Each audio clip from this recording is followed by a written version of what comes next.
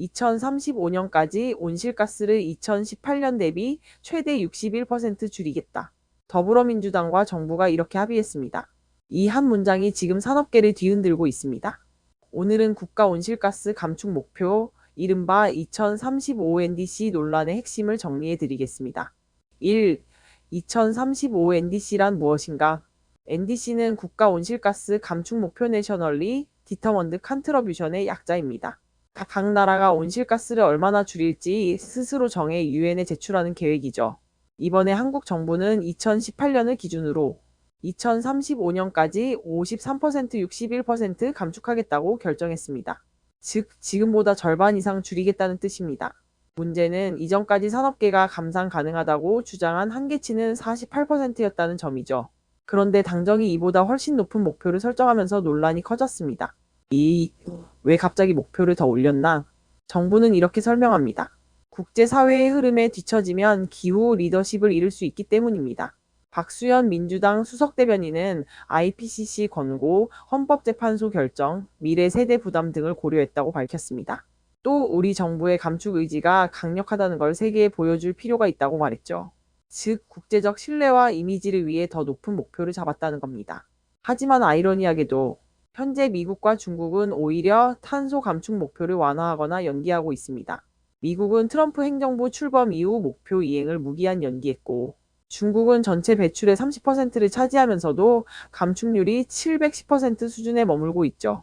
결국 한국만 너무 앞서 나간 것 아니냐는 지적이 이어집니다. 3. 산업계의 반발 공장 멈출 수도 있다. 이번 결정으로 가장 큰 충격을 받은 곳은 제조업계입니다. 철강, 석유화학, 자동차, 시멘트, 반도체. 한국 경제의 근간이 되는 업종들이죠. 철강업계 관계자는 현재 기술 수준으로는 48% 감축도 버겁다며 50% 이상 줄이려면 공장을 멈춰야 할 판이라고 말했습니다. 자동차 업계는 2035년까지 무공해차 전환 목표는 비현실적이라며 탁상공론이라고 비판했습니다. 국내 부품 업체의 절반 가까이가 내연기관 부품을 생산하고 있는데 이들이 순식간에 사라질 수도 있는 겁니다. 반도체 업계도 걱정이 큽니다. 에너지 사용량이 워낙 많고 재생에너지 인프라가 부족한 한국에서 이 감축 목표를 달성하는 건 사실상 불가능하다고 보고 있습니다. 4. 정부의 대응책 KGX 녹색전환 전략. 정부는 이런 부담을 줄이기 위해 KGX 녹색전환 전략을 함께 추진하기로 했습니다. 이 전략에는 기업의 탈탄소 기술 지원, 석탄 발전 및 내연기관 업계의 전환 지원, 지역사회 고용 충격 완화 등이 포함됩니다. 하지만 업계에서는 지원보다 목표부터 현실적으로 다시 세워야 한다는 목소리가 큽니다. 녹색 전환이 아니라 산업 붕괴가 될 수 있다는 우려죠. 5. 또 하나의 쟁점 배당소득세 완화. 같은 날 당정은 또 다른 경제 이슈도 함께 논의했습니다. 바로 배당소득 분리과세 세율 인하입니다. 현재 35%인 세율을 25%로 낮추는 방안을 추진 중입니다. 부자 감세 논란이 있지만 당정은 코스피 5000 시대를 열기 위해서는 기업의 배당 활성화가 필요하다고 주장했습니다.